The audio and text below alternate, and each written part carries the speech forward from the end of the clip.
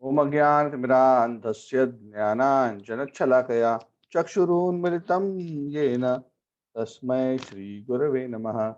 श्रीचैतन्यमनोभीष्टं स्थापितं येन भूतले स्वयं रूपः कदा मह्यं ददाति स्वपदान्तिकम्। वन्देऽहं श्रीगुरोः श्रीयुतापदकमलं श्रीगुरून् वैष्णवांश्च श्रीरूपं साग्रजातं सहगणा रघुनाथान्वितं तं सजीवं साद्वैतं सावधूतं परिजनासहितं कृष्णचैतन्यदेवं श्रीराधाकृष्णपादान् सहगणललिता श्रीविशाखान्वितांश्च हे कृष्ण करुणा सिंधु दीनबंधु जगतपते गोपीशा गोपिका कांत राधा कांत नमोस्तुते तप्त कांचन गौरांगी राधे वृंदावनेश्वरी शुभानुसुते देवी प्रणमामि हरिप्रिये पंचकल्पतरुभ्यश्च कृपा सिन्धुभ्य एव च पतितानां पावनेभ्यो वैष्णवेभ्यो नमो नमः। जय श्री कृष्ण चैतन्य प्रभु नित्यानंद श्री अद्वैत गदाधर श्रीवासादि गौरभक्त वृंद हरे कृष्ण कृष्ण कृष्ण हरे हरे हरे राम राम राम हरे हरे। पादाय कृष्णप्रेष्ठाय भूतले श्रीमद्राधनाथ स्वामी नामने नमः। ओम विष्णुपादाय कृष्णप्रेष्ठाय भूतले श्रीमते भक्तिवेदांत स्वामी नामने नमस्ते सरस्वती देवे गौरवाणी प्रचारणे निर्विशेषण्यवादी पाश्चात्य कम करोति वाचालं पंगुं लंघयते गिरिं यत्कृपातमहं वन्दे श्रीगुरुं दीनतारिणं परमानन्दमाधवं श्रीचैतन्येश्वरम्। हरि ओम तत्सत्। Hare Krishna. So we are continuing our discussion on the seventh chapter of Bhagavad Gita, Knowledge of the Absolute. A very wonderful chapter which begins the middle six, the series of the middle six chapters, where the Lord begins by giving knowledge about Himself. Not just partial knowledge, but complete knowledge in a way that one can understand Krishna factually, completely, free from any doubt, and to enable the devotee, the yogi, to be able to fix his consciousness on Him, the Supreme Lord, without deviation. Samagram mam yatha gyasasi tachrudu. So the Lord can be completely understood, and one can, by understanding this knowledge, uh, understand the Lord to such an extent that one will actually fall in love with the Lord. So we discussed in the last class this very interesting verse, which is about the four kinds of people who do not surrender to the Lord. That was a very interesting analysis which the Lord gives. He says that, how even though He's so wonderful, deluded by the modes of material nature, there are especially four kinds of people who do not surrender to Him. Namam dushkritino mudha prapadyanti naradhamaha mayaya aparatagyana asuram bhavamashra. Four kinds of. When we discuss practically the entire class, we dedicated to the four kinds of miscreants. Why we dedicated? Because we said in Kali Yuga, the demons are not to be found outside. The demons are to be found inside oneself. So oftentimes we are looking for demons outside. We see, times of Ramayana, Mahabharata. It is said in Satya Yuga, the demons were on different planets and the devotees were on different planets. In Treta Yuga, they were on the different countries but same planet. In Dwapar Yuga, they were in the same family. But in Kali Yuga, the demons are said to be inside oneself. So that's why in Kali Yuga, no point going around trying to find out who's demon, who's demon, who's demon. In fact, all living entities in Kali Yuga, practically all, have sufficient asuric traits that they can actually look into themselves and they'll be able to find this asuras in terms of these qualities. So the reason why we discuss these four kinds of demoniac characteristics of those who don't take shelter of the Lord was so that we can look for these qualities, these traits amongst ourselves. Because if we happen to have any four of them, maybe one of the four, two of the four, three of the four, or maybe even all of the four, then that will really become an obstacle for us to take shelter of the Lord. If we are those who think that the goal of life is simply to work hard and make money and enjoy our senses, that kind of mentality is very counterproductive. Those are the grossly foolish who are simply deriving pleasure in fruitive activities. Then the Naradhama, those who do not follow any kind of religious principles, they want to lead their lives without any kind of principles. Whimsical living. Eat anything, drink anything, associate with anybody, no discrimination. That is animal life, Naradhama, the lowest of mankind. Maya Aparta, those who are very learned from material perspective, but all their learning actually bewilders them rather than brings them closer to the Lord. Because proper learning brings one closer to the Lord, because proper learning reveals the truth. But so-called learning actually covers the truth. Maya Aparta Jnana. Jnana, true knowledge, is taken away, Aparta stolen, by this so-called false knowledge. So there are many kinds of atheistic philosophers, poets, academicians who may think they are very learned and they may croak like a frog, but all they do is to attract the snake of death eventually. And ultimately, the last category are those who are openly atheistic and against the authority of the Supreme Personality of Godhead. Asuram bhavam ashritaha. Asuram bhavam. The asura bhava means those who are directly opposed to taking shelter of the Lord. They openly defy the authority of the Supreme Lord. So if we watch closely in our own heart, we will see some of these tendencies to different extents. Either we are too attached to fruitive activity, or we don't like to follow the principles of religion, or we think we are very smart when we are actually not, and we do not humbly listen to the sadhus and the shastra, rather just argue to show off one's own learning,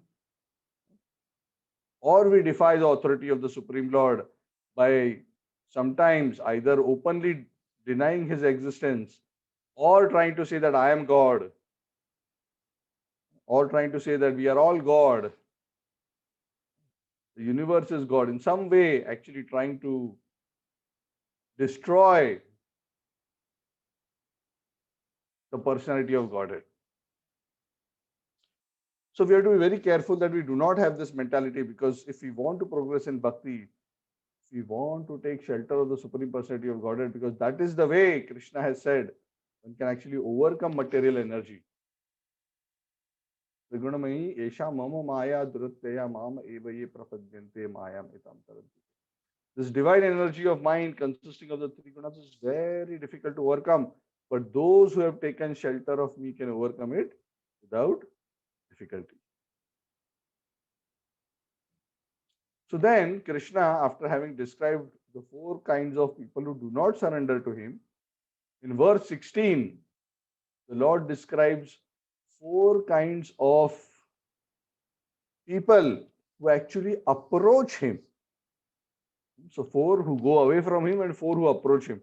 Now these four who approach him, let us read the verse first and then we can discuss a bit about that. Krishna says in the verse 16 of the 7th chapter, Chaturvidha bhajante imam janaha sukritino arjuna arto jigyasur jnani cha bharatarshava. Krishna says, just like he says, four kinds of miscreants Don't approach him. He says, 4 kinds of pious men approach me. Sukruti, no. Kruti means those who are performing activities. What kind of activities? Su. Su means good. Du means bad. Prefix du or ku is a negative connotation, and su gives a positive connotation. Sukruti, no, Arjuna. These kind of sukrutis, those who are doing auspicious activities, pious people. So the first point Krishna says is it is not possible to approach him unless one is pious. And in fact, the other way to look at it is that Krishna considers all those who approach him as pious. So anybody who approaches the Lord for any reasons, and most of the living entities in this world, the human beings, approach the Lord for one of these 4 reasons. So let us understand what are these 4 reasons, and then we'll analyze them a little bit more in depth. Krishna says, Artha, Artharthi, Jigyasu, and Gyani. 4. Artha means those who are distressed, those who are in trouble, those who are in difficulty. When a human being gets into difficulty, if he is pious,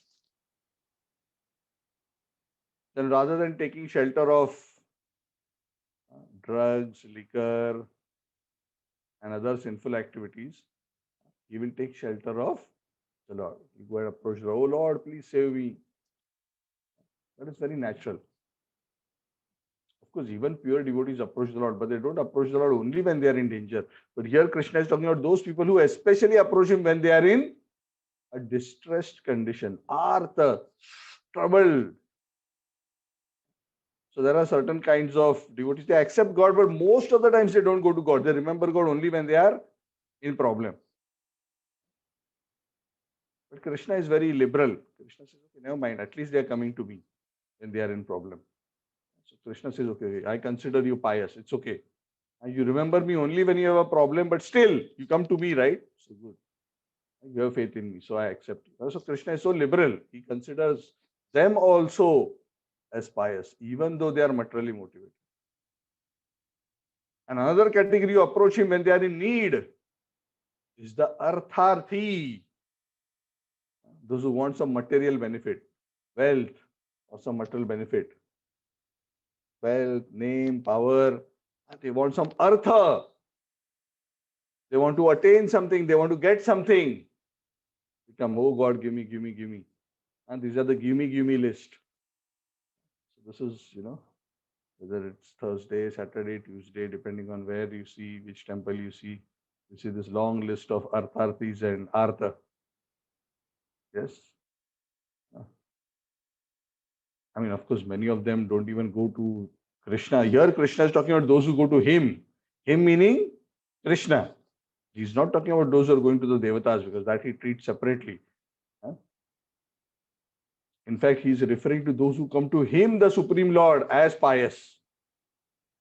What he says about those who approach the devatas is discussed in the later verses. We'll come to that a little later.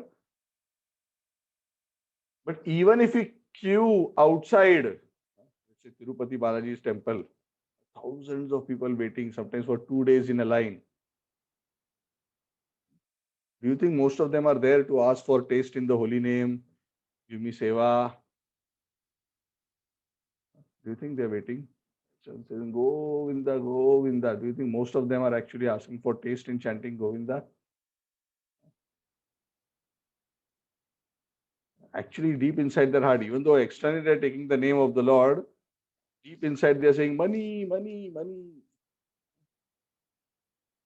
Wealth, fame, position, beautiful wife, husband, house, job. Govinda, Govinda, give me, give me. But Krishna says, okay, never mind. I'm so happy you came to me. Because, see, the parents are like this, that even when the children, even if they come to the parents for their needs, the parents are still happy. At least he's coming to me when he needs something. So even those who are artharthi, Krishna prefers that they come to him. And he appreciates that rather than doing sinful activities, let them come to me and ask, because they are at least recognizing me as their father. Pitahamasya jagata dhata mata pitamaha. At least they know where to go. At least they know who is the ultimate proprietor. They're at least not misled about that. So they are coming to me. So these are the two most common categories which I think most of us are familiar with. And if you look deep within our own hearts, probably many of us will find that much of our approaching the Lord will often fit into one of these two categories, Artha and Artharthi.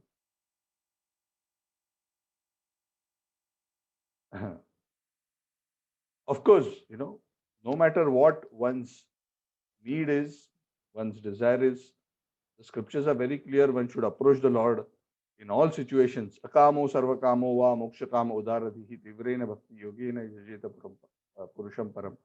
Because the Lord is a very purifying personality. Any contact with Him, even for a material purpose, leads to immense purification. But of course, we don't want to remain at this stage. But the Lord is so kind, He's saying, yes, even if you come with a material motivation, even if the devotion is not pure, I consider such people pious. And then He talks about another category, which is slightly rare, and that is Jigyasu. Jigyasu means those who are inquisitive to understand about higher things. Some people, they know they are not really driven by material gains or material problems. They approach God, there is something higher.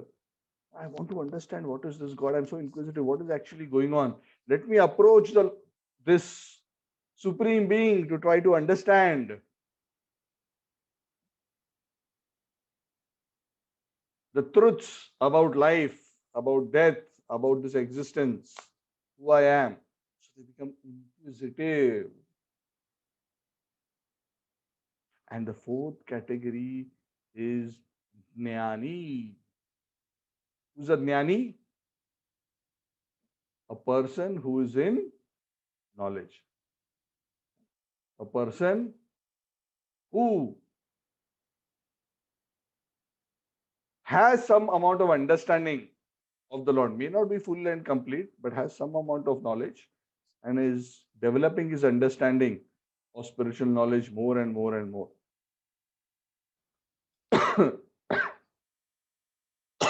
Excuse me.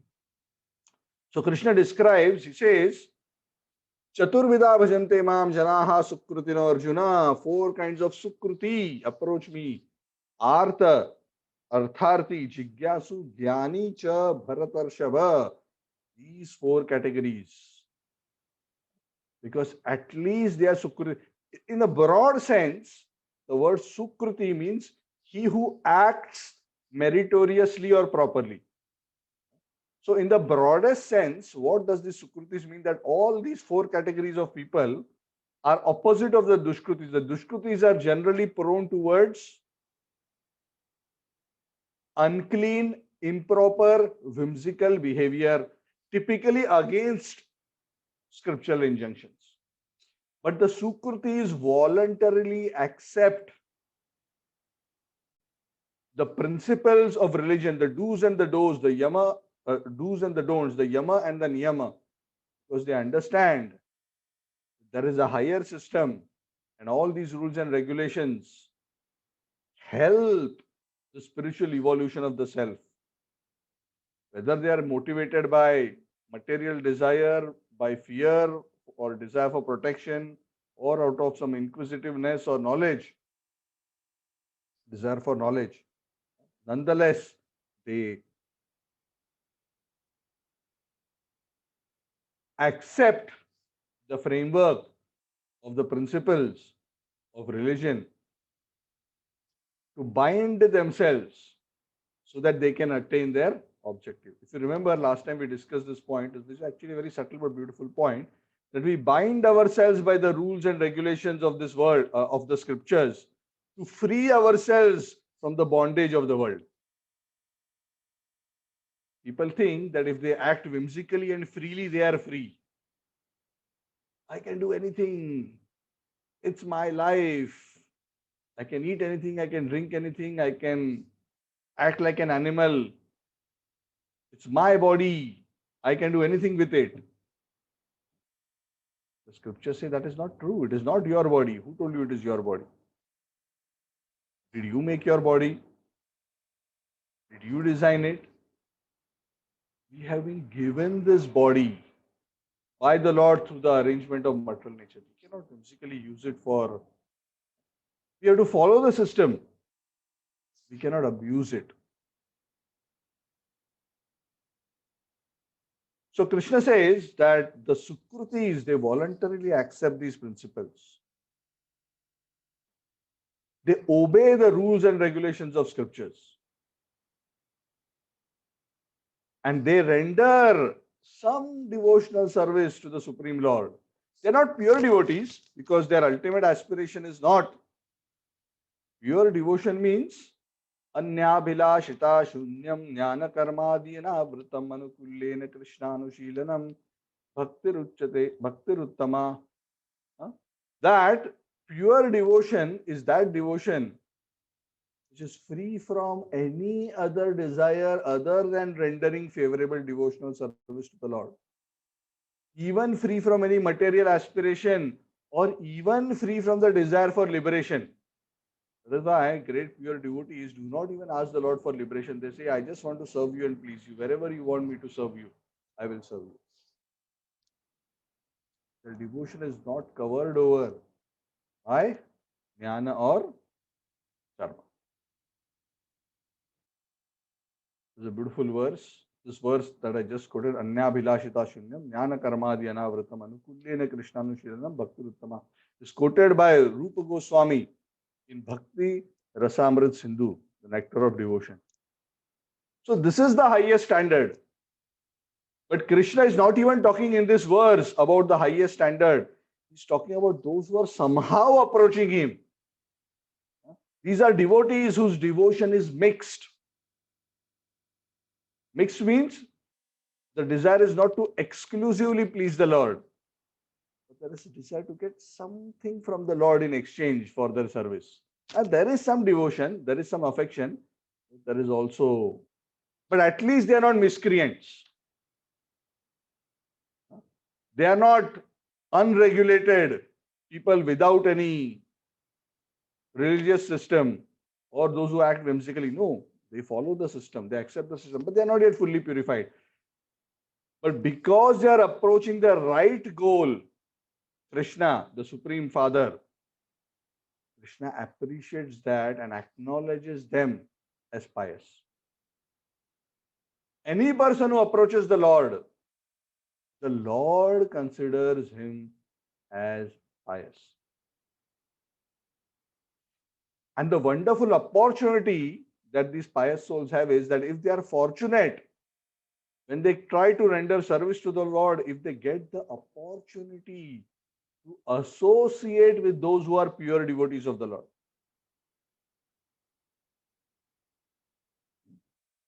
Those who go to the temple, sometimes, in so many of the temples, people come with so many problems. And there they happen to see some devotees, they happen to hear some, see a Bhagavatam or the Gita class going on, they happen to see some books, they happen to see some Mahaprasad. Somehow they connect themselves, even though they have come there as Artha or Artharthi. Somehow they connect themselves to the devotees of the Lord. And when they connect themselves to the devotee of the Lord, they get illuminated about the science of pure devotional service. Some of these people are frustrated with material nature and may just be attracted by impersonal realization of the desire for mukti. But when they come in contact with bhakti and the bhaktas, they become so attracted by bhakti. Like the four Kumaras, we were discussing Bhagavatam, they went to Vaikuntha simply by smelling the fragrance of the tulasi and flowers offered to the lotus feet of the Lord. As they were standing at the door of Vaikuntha, when they smelled the breeze carrying that fragrance, immediately their hearts were attracted to the Lord. The Lord is so attractive, pure devotional service is so attractive. They immediately transform themselves from Jnana Mishra devotees or jnanis into pure devotees. So that is the goal. We all want to become pure devotees. So sometimes we wonder, oh, I'm not yet pure. I still want this. I still want that. It is not that we can just immediately remove all our desires from our heart. But what Krishna says, never mind. It's not the best, but at least I consider all of these as pious people. So in the next couple of verses, the Lord describes these. Let's go through the next few verses. So verse 17. Tesham jnani nitya yukta eka bhaktir vishishyate priyo hi jnani no atyartham aham sacha mama priyah. Of these four categories, one who is in full knowledge, jnani, proper jnani, not just who has some knowledge, but who is in full knowledge, and by the virtue of that full knowledge, he has become eka bhakti vishishyate. He becomes special. Eka bhakti means he is exclusively focused on bhakti. Here we are talking about a person who is developed full knowledge, and by virtue of that full knowledge come to the conclusion, at least theoretically, Vasudeva Sarvamiti. So he takes wholeheartedly shelter of the process of pure devotional service. Krishna says, out of these four categories, such a person amongst the jnanis, out of the four, one jnani is relatively the better one. Within the jnani category, those who have properly understood me as I have described myself in the 7th chapter, and has achieved the goal of the 7th chapter, which was to understand me properly and attach himself to me. Nitya Yukta Eka Bhakti Vishishyate. He is special. Vishesha. He becomes Vishesha.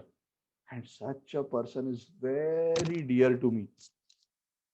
All kinds of devotees are dear, but those who are working very hard to give their heart to me, I am very dear to him, and they are extremely dear to me.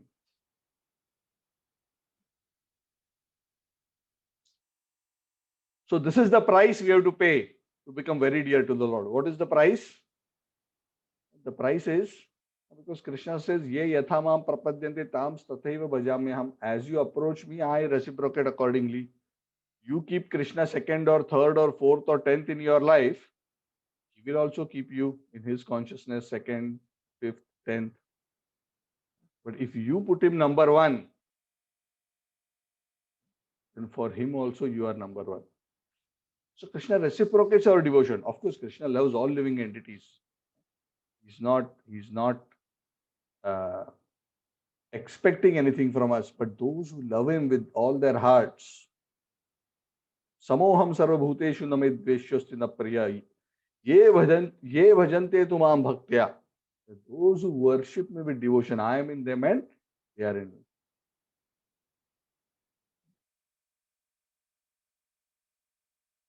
So such a person who initially approaches God for material things, gradually when he advances, he comes to realize that, oh, all material things are actually not the solution to problem, but are the problem themselves.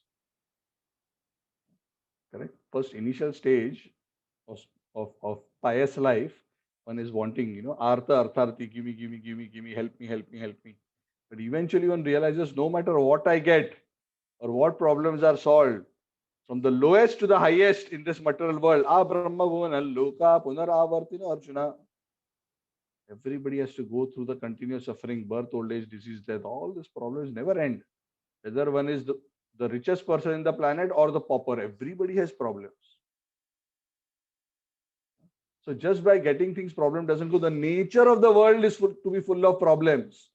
And that is when a person works towards liberation.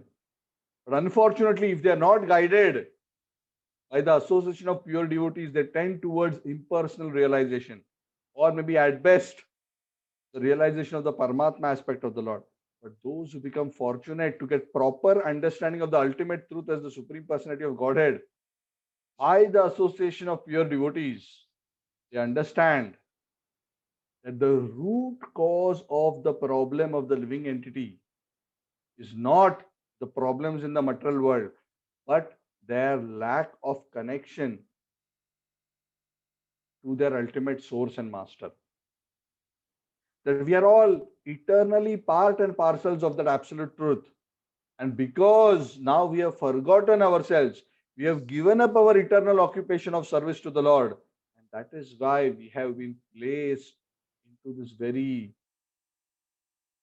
embarrassing situation of being harassed by material nature. Actually, quite embarrassing. The pure soul was actually supposed to be the resident of the spiritual world. How embarrassed this birth, old age, disease, death, how much he becomes subjugated and beaten up by Maya. Embarrassing, isn't it, for the pure soul to be beaten up by Maya like this, to be made a thorough fool because of his attachment to enjoy material nature.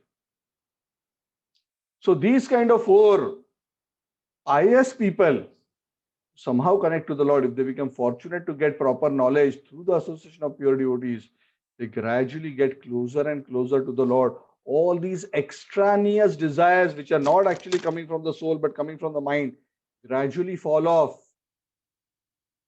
And ultimately they understand Vasudeva Sarvam, they take full shelter of the Supreme Personality of Godhead. Mahatmanastu Mam Partha Daivim Prakriti Mashritaha. They don't take shelter of the material energy, the Maya energy. They take shelter of the divine spiritual energy of the Lord, Radha. Radha means what? Radha is the energy of Aradhana. She is the very source of bhakti, the reservoir of bhakti, the one who Anaya Aradhitanunam, the one who perfectly does Aradhana or worship for the Lord is known as Radha. So we take her shelter. I don't know how to serve Krishna. You please give me shelter and train me how to serve Krishna. So through this knowledge, one gradually comes to the point of taking shelter and surrendering.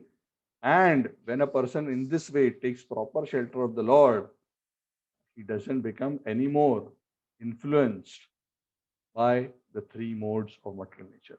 But Krishna says, yes, this person is special in the topmost, but Udaraha sarva evete jnani tvam eva me matam astitaha sahi yuktatma mama eva anuttamam gatim. All of these four categories, even if doesn't mind why they come, I consider them magnanimous souls. But he who has properly understood me, I consider him to be as good as myself. Because such a person is engaged in my pure devotional service, he will surely attain me. Because he has proper understanding of both the goal and the means through proper knowledge in the association of devotees. He knows the prayojan, he knows the sambandha, the connection, and he knows the abhideya, the process. This is what is needed. Sambandha, abhideya, prayojan. Sambandha means what is our relationship with God. Jivera swaruphoya krishnera nityadas krishnasya tatastha shakti veda veda prakash. We are all the marginal energy of the Lord. We are eternally servants of the Lord, and our duty is to serve Him. And how do we serve Him? By taking shelter of the process of pure devotional service. That is the abhideya, the process. Shravanam kirtanam Vishnu smaranam pada sevanam archanam vandanam dasyam sakyam atmani vedanam. The Bhagavad says these nine, the Navavidha Bhakti. It's a very beautiful way to summarize the different ways to serve the Lord. Beginning with Shravana, hearing, Kirtana, chanting, Smarana, remembering, and then so on and so forth. Offering prayers, bowing down, worshipping, so many others, Vandanam, Dasyam, serving, and ultimately leading to Sharanagati, complete surrender. So that's the Abhidhi. And what is the Prayojan? The Prayojan is to develop Prema. Prema Pumartho Mahan. Generally, in this world, people are attracted to four goals, known as the four Artha. Artha in Sanskrit means something desirable to attain. So, four desirable goals or what are aspired by people in general are Dharma, Artha, Kama, and Moksha. Dharma, religiosity. Artha, material gain. Kama, fulfilling material desires. And Moksha, those who become frustrated after trying the first three, they want moksha. But they don't understand that there is a Panchama Purushartha, the fifth most desirable goal, which is even beyond Artha, Dharma, Kama, and Moksha. It is that goal which is beyond just material enjoyment and beyond even being free from suffering. It is the attainment, not just of freedom or material gain, but it is the attainment of the heart, of the soul's most deepest longing. What is the deepest longing? To have a deep, fulfilling, loving relationship, personal loving relationship with the Supreme Personality of Godhead. That rapturous love, that intense bhav, that kind of love, that which is known as Krishna Prema, is so deeply satisfying to the soul that in front of it, even the joy of mukti, scriptures say, again, this is not my opinion, because I haven't experienced prem, so I cannot say. That those who have attained prem, for them, even the attainment of mukti seems like a drop. Mukti, the joy of mukti seems like a small drop in the ocean of bhakti. They're not even attracted to it. Because the bliss of bhakti, because bhakti is very much the core nature of the jiva, is so deeply satisfying. That's why Krishna says, such a person who's deeply in love with me and devoted to serving me, he is sure to attain me because I am that highest goal. I am the most perfect goal. Mama eva anuttamam gatim. What is the most perfect goal? The artha, the most best destination. It is not dharma, artha, kama, moksha. It's not even moksha. It is me. And what does attaining me mean? Attaining means attaining love, attaining a loving relationship. That is the Panchama Purushartha. So Krishna is saying all of them are udaraha. So do not criticize anybody, even whoever comes to the Lord. Even if they initially come with material desires, it is natural. Because pure devotional service is activated only in the association of devotees. It doesn't get activated simply like that.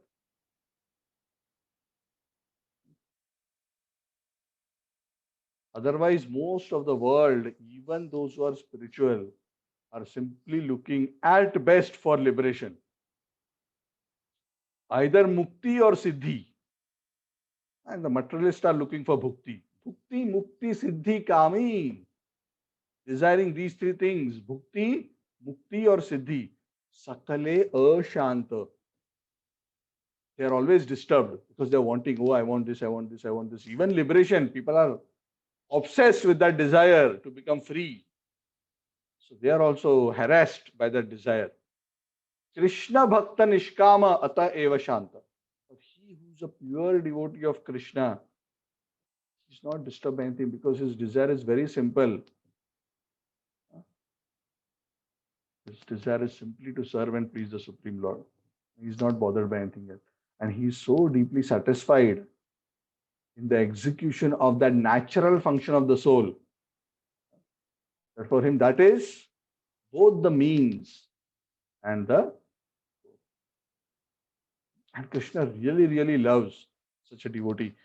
The devotee cannot forget the Lord, and for such a devotee, the Lord cannot forget him. In the Bhagavatam, the Lord says, Sadhavordayam mayyam sadhunam hridayam twaham mad anyat te na jananti naham tebhyo manag api. 9:468 of the Bhagavatam.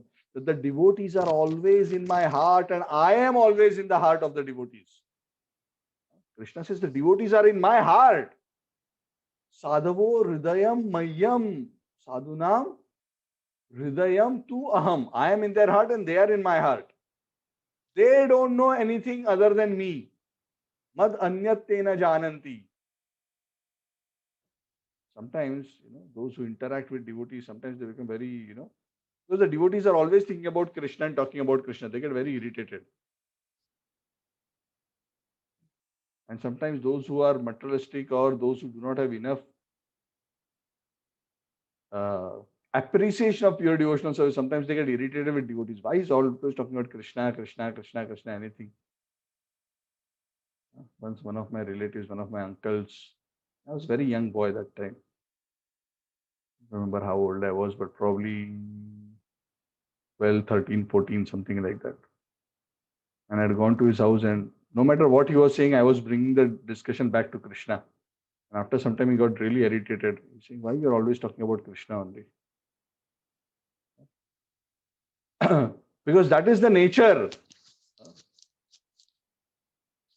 Because once we get knowledge of the Supreme Personality of God, once we understand Him and how He's connected to everything, it is but natural for the devotee to think of everything in connection with the Lord. Then he goes on to say, 7.19, Bahunam janmanam ante jnanavan mam prapadyate vasudeva sarvam iti samahatma sudurlabha. I have quoted this verse multiple times up to this point, but finally this verse has come. Which is what Krishna is saying here is that so many jnanis may be there, but ultimately the conclusion of jnana is that after many, many lifetimes of trying to understand, finally when one understands, he understands, oh, ultimately, Krishna is everything. Everything is coming from him, resting in him. He's the source, he's the dissolution. Yatir bharta prabhu sakshi nivasam sharanam surut. This sloka is from another chapter. Sorry, is it from another? I think it's from the same chapter a little later.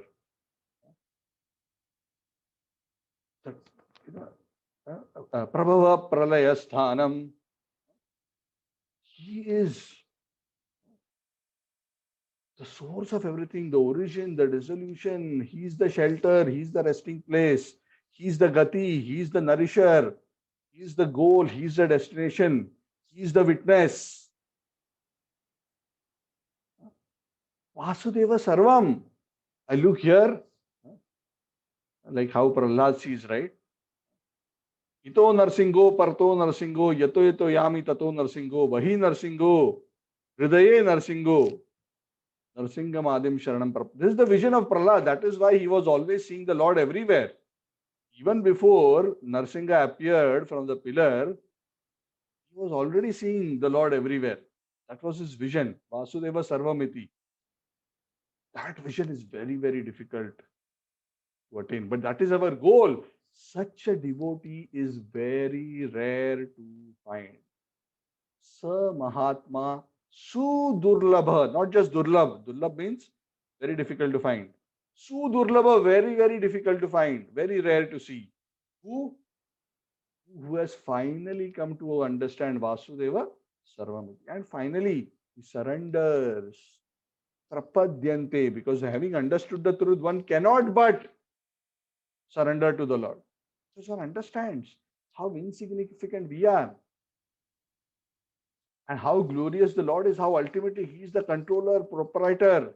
Bhuktaram yagya tapasam sarva loka maheshwaram suradas sarva Bhutanam gyatva mam shantim richati. When one actually comes to proper knowledge after bahunam janmanam ante, after many, many lifetimes. So is it that all of us have to spend many lifetimes more to understand him? So my answer to that question is the very fact that you are here in this class where we are receiving knowledge coming down from devotees in pure of a parampara in pure devotional service means we have already spent many bahunam janmanam. So we are already towards the anta. Now, if we simply open our heart with faith and receive that knowledge, then we can very quickly fall in love with the Lord and take shelter of Him. So all we have to do is open our hearts with faith and receive whatever wonderful glories of the Lord are being described in the 7th chapter and across the Gita, across the Bhagavatam. Just open our hearts. So beautiful. And the result of it is we'll fall in love with it. Krishna is actually so attractive. If you open our hearts and hear about him with faith, it is guaranteed we will fall in love with him. That's why the Shravan and Kirtan is such a powerful process. So what is actually the difficult part? The difficult part is to get the opportunity to associate with those who are pure devotees. And that is the difficult part. And that is why scripture says that such an attainment to get the opportunity to associate with those who are either already pure or those who have accepted the goal of pure devotional service and sincerely working towards it, that is a very, very, very special attainment.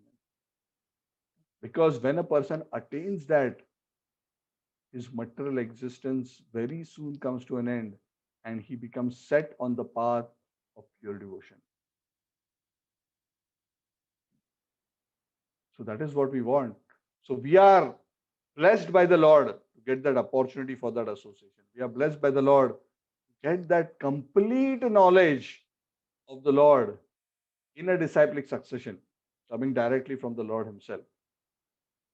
So if we simply open our heart and accept this knowledge, then we can, without having to wait for many more lifetimes, we can very quickly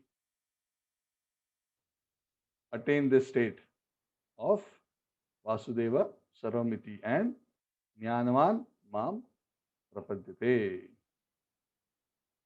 Because that is the goal that we all must work towards.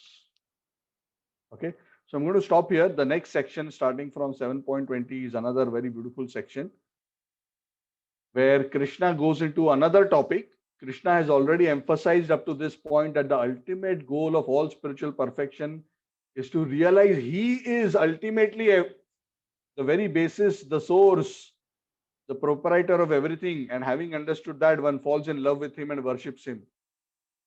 Now one may develop this doubt in one's mind. Yes, this is fine, but what about those who don't surrender to the Supreme Lord? Instead, they approach other devatas. This is a question which plagues the minds of most Hindus. No, I don't want to worship Krishna. You can worship Krishna. I will worship XYZ. What difference does it make? This is what many people think. So Krishna wants to address. We want to hear the answer from Krishna, not my opinion, your opinion or about this. Sometimes people think that they are very liberal in trying to say that, oh, it doesn't matter whom you worship, what you worship. Everything is okay. Is it really like that? If I owe you 100 ringgit and I give you a 10 ringgit note, and I say, doesn't matter, this is also note, that is also note, this is paper, that is paper, same, take. Will you like that argument? It's not like that. This is a very superficial argument. Both may be note, but the value is different. So there's a total different quality spiritually in approaching the Supreme Personality of Godhead and approaching others. Others can be other devatas, others can be other powerful people in this material world. So Krishna is going to address this doubt very beautifully over the next few verses. I think 7, 20, 21, 22, 23, a few verses. Krishna summarizes who are these devatas, who approach the devatas, how, what is the position of the worship of these devatas, and how does it compare with or compare against worshipping him and worshipping the devatas. Very beautiful. When I read this, I became very clear. I no longer had any doubt on this topic. Until that time, I was so much harassed by so many doubts.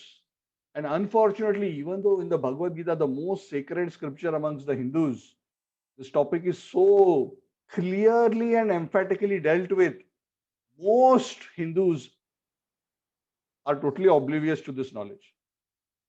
This knowledge is practically in the center of Bhagavad Gita. 7 chapters almost in the, in the middle 6 chapters, right, of the Bhagavad Gita, the heart of the Bhagavad Gita. Sadly, most people are not, and they argue without having any reference to scripture. So we are not approaching Krishna out of sentiment. It's not just like, every wife thinks her husband is the best, or every mother thinks her son is the best. And that may be okay for them to think like that, but we are not talking about Krishna sentimentally. We are talking about Krishna on the basis of knowledge. That is why Bahunam Janmanam Ante. Krishna does not say after many, many lifetimes of knowledge, you'll realize everything is one. He doesn't say that. He says after many, many lifetimes of knowledge, you'll realize Vasudeva Sarvam, that everything is him. He is the source. He is the master. He is the reservoir. So that is the understanding of those who have actually attained knowledge. So this topic will be very beautifully discussed in the next 4-5 verses. So please remain connected in the next class. It will be very interesting. So we can hear directly from God himself, his opinion about the comparison between worshipping him and worshipping other devatas. Let's hear from him, right? Why we hear the opinion of some mortal. Okay, so thank you. I'm going to end here. Any questions?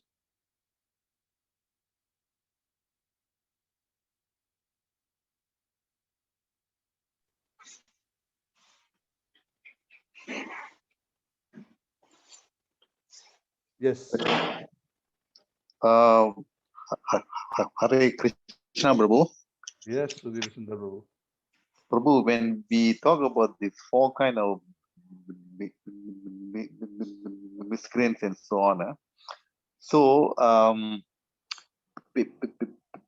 basically, I mean, example that if you take an individual, they can have more than one of these four kind of characters within them. I mean, I mean, in short, what I'm trying to say is that it can be a combination of all these 4 together. Am I right, Prabhu? You're talking about the Dushkruti, no, or the Sukruti? The Dushkruti, no. Yeah. Yes, one can have all 4 also. Hopefully we don't, but yes, very much. Hiranyakashipu was like that. He had all 4. He was Naradama. He was not following any rules and regulations. In fact, he was working hard to make the whole system opposite to what the Lord had given. And he was totally devoted to enjoying his mind and senses and his body. So the first part was applicable. The second, Maya Aparato Jnana. He had so much knowledge, including knowledge of scripture, but everything was used for his own enjoyment. That is why his knowledge was stolen away by illusion. And he was openly opposed to the Lord. Asuram bhave mashritaha. He had taken a vow, I will kill Vishnu, I will chop off his head and drink his blood. Such kind of stupid ideas he had. So yeah, there are many who have all 4. But even one of them is sufficient to stop us from taking shelter of the Lord.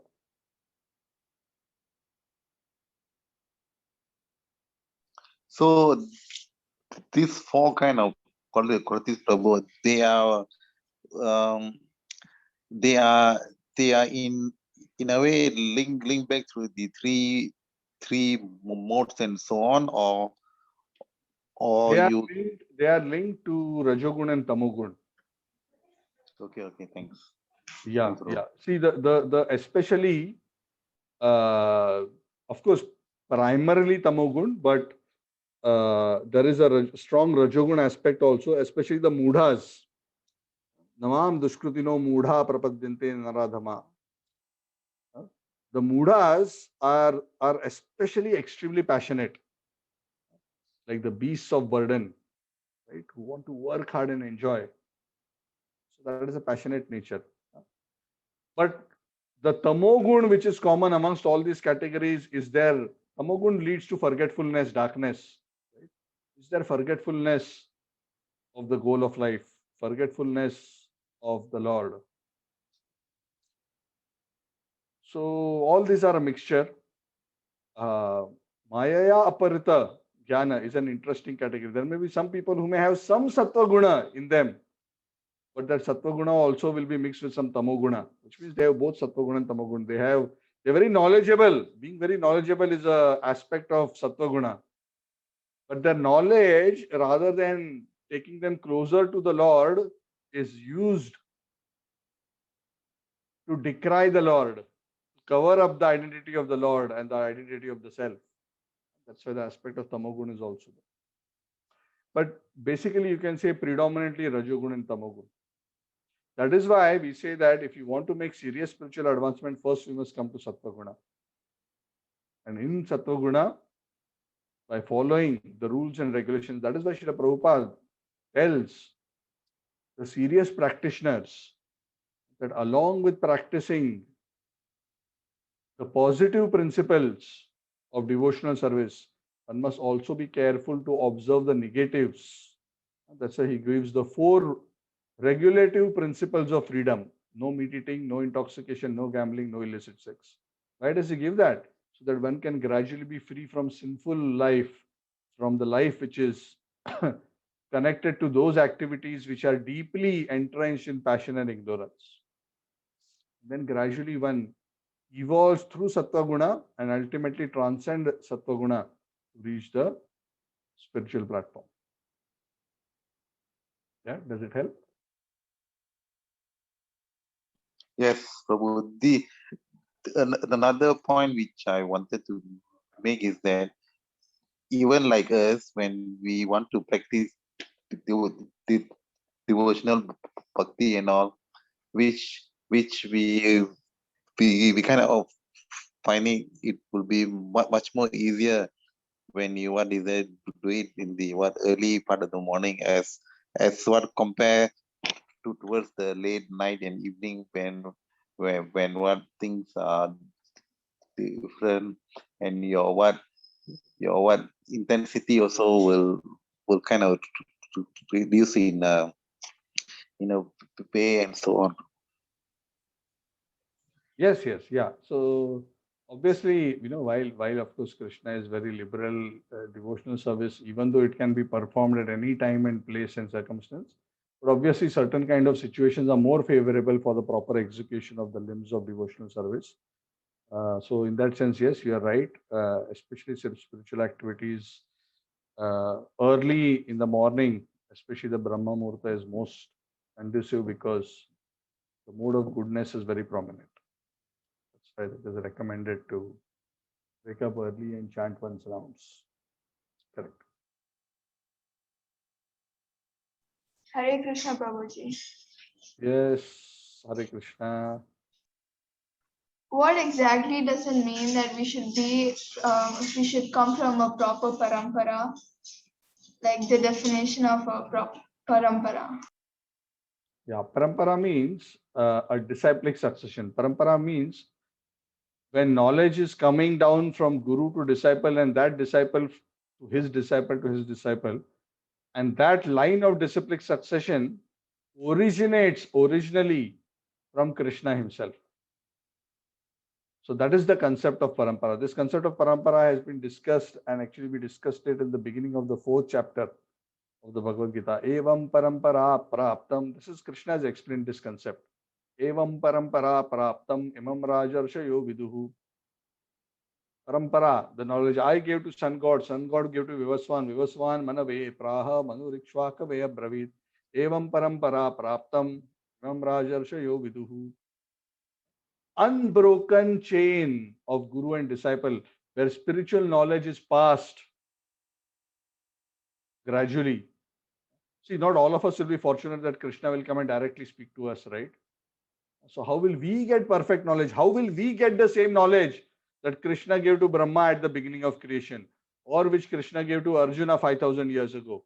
If we are connected in a parampara or a disciplic succession which is starting from Krishna and coming down from guru to disciple in an unbroken line, then we can be sure that whatever we are receiving is perfect knowledge. Correct? Yes. So everyone is descended from Krishna. So, but the whole world is not from a proper parampara. No, what do you mean everyone is descended from Krishna? Just because, you know, everybody is created from Krishna doesn't mean that everybody receives perfect spiritual knowledge from Krishna. Isn't it? Correct? Everybody is children of God. It doesn't mean everybody has received perfect spiritual knowledge. Of course, the opportunity to receive knowledge is there. But then we have to approach those who are in perfect knowledge. In Satya Yuga, practically most of the living entities had perfect knowledge. So if you wanted perfect knowledge, you could probably just go to your neighbor and ring his doorbell and ask him a question on the Bhagavad. And you would probably get the perfect answer in parampara, because they would have understood knowledge in parampara. But nowadays, if you go to your next door neighbor and ring the bell, you'll probably get, they'll say, come and have some chicken biryani with me. That's what the invitation you will get, rather than Bhagavatam and Bhagavad Gita. So we have to make sure that we approach the right source for spiritual knowledge. Otherwise, we'll become bewildered. Acharyavan Purusho Veda. The scripture says that he who has approached a proper Acharya is the person who knows things as they are. So in the Padma Purana, it is said, in Kali Yuga, there are only 4 paramparas which are considered authentic. This is again explained by the Lord in Padma Purana. Again, not my version. Padma Purana says, there's a beautiful verse. It says, Sampradaya Vihina ye mantraste nishphalamata ata kalau bhavashyanti chatvara sampradayinaha. That if you receive knowledge or mantra which is not coming in a parampara, then it is fruitless. It will not give you any gain. Some people, they just want to chant a mantra. They want to pick up a mantra from, a cassette, a CD, some artist singing it, or spiritual knowledge. They think they can just read and understand. Krishna says one cannot achieve the fruit of a mantra or spiritual knowledge with this process. One has to receive it. Sampradaya vihina ye mantraste nishphala mata, nishphal, no fruit. Ata kalau bhavishyanti. That is why in the age of Kali, Chatvaraha Sampradayina, 4 sampradayas exist. What are the 4? The next verse says, Brahma, Rudra, Shri, Sanakadayaha, Shiti Pavana. The earth becomes purified in Kali Yuga by the 4 sampradayas. That sampradaya which comes down from Krishna to Brahma and then Brahma's disciples. Brahma Sampradaya. This is the sampradaya that I come, we are all connected to. So if you trace my guru, my guru's guru, his guru, so on and so forth, all the way, it goes up to Vyasa, Narada, Brahma, Krishna. So whatever knowledge was given originally by Krishna to Brahma at the beginning of creation, Brahma repeated it to Narad, Narad repeated it to Vyas, and from Vyas it is coming down in disciplic succession through Madhva and through so many acharyas, through Chaitanya Mahaprabhu, the 6 Goswamis, all the way to Prabhupada, to all of us. It's the same perfect knowledge. That is why we are very confident. Whatever we are getting is the same understanding, not just the shlokas. because the same shloka also so many people interpret and twist in so many ways. But we are getting the right understanding, the right mood through that disciplic succession. So just like this knowledge comes to Brahma, there is another parampara which comes from Lakshmi Devi, which is the Shri Sampradaya, which is more prominent in south of India. Then there is the Rudra Sampradaya, which comes down from Lord Shiva, from Krishna to Lord Shiva. This is a sampradaya from Lord Shiva, not of those who worship Lord Shiva, but a sampradaya from Lord Shiva of those who are worshipping Krishna. There is known as the Rudra Sampradaya. And then there is the Kumara Sampradaya, the Sampradaya of the 4 Kumaras. And the Padma Purana also mentions the 4 prominent acharyas who will appear in these 4 Sampradayas. So there is no doubt anymore in this regard. So the key point is, if one is fortunate to get knowledge, so it is said Madhvacharya was the prominent acharya in the, so this is mentioned Padma Purana. Madhvacharya is the prominent acharya in the Brahma Sampradaya. Ramanuja is the prominent acharya in the Sri Sampradaya. Then Nimbarkacharya, if I'm not wrong, is from Rudra Sampradaya. Vishnu Swami is from Rudra Sampradaya and Nimbarkacharya from the Kumar Sampradaya. These 4 names are mentioned explicitly in the Padma Purana. So that is the concept. So if we want to accept a guru, we cannot just go to any sadhu. We have to ask him first the question, which sampradaya are you linked with? That's correct. Just like when we want to learn engineering, we just don't go anywhere and learn engineering. We go to a college which is affiliated to a recognized university. Then the degree has value. Then the knowledge has value. So when we go to a guru, tasmad gurum prapadyeta jigyashu shreyam uttamam. Shabde parecha nishnatam brahmani cha upasamashrayam. So there are many shlokas which explain that the guru must be in parampara, he must be properly trained, well versed in spiritual knowledge and pure in character. Then one can get spiritual knowledge. Okay, I hope you get some idea. Yes? Yes, Prabhuji. Thank you. Yes, yeah. So we can be very sure whatever understanding we are getting here is perfect because we are connected in the Brahma Bandhva Gaudiya Parampara, from Brahma coming through Madhvacharya through Chaitanya Mahaprabhu and his disciples. So whatever understanding of the Gita and the Bhagavad we are getting, that's what Prabhupada says, whatever I'm giving is Bhagavad Gita as it is, not as you want it to be, or as you think it to be, or as maybe it was, as it is. And how he knows as it is? Because exactly what Krishna explained to Brahma and Brahma understood it, Brahma explained to his disciple, he understood it, he explained to his disciple, he understood it. Evam parampara praptam imam rajarshayo vidu. That way it was understood. So we are fortunate today we are sitting here, whether in Kuala Lumpur or in wherever in India or wherever, whichever part of the world, we can be sure that the understanding, the words may be slightly different, but the understanding as well as the spirit is perfectly preserved from what was originally given to the Lord at the beginning of creation. So that is the wonderful thing about Parampara. We are not doing research. Oh, what God may be, let us figure it out. No. We are presenting what was originally revealed perfectly and was realized by all the acharyas over the millions and millions of years from the beginning of creation. Okay, that is the idea of Parampara. If there is more, we can always discuss about this. It's a very beautiful topic. Any other thing?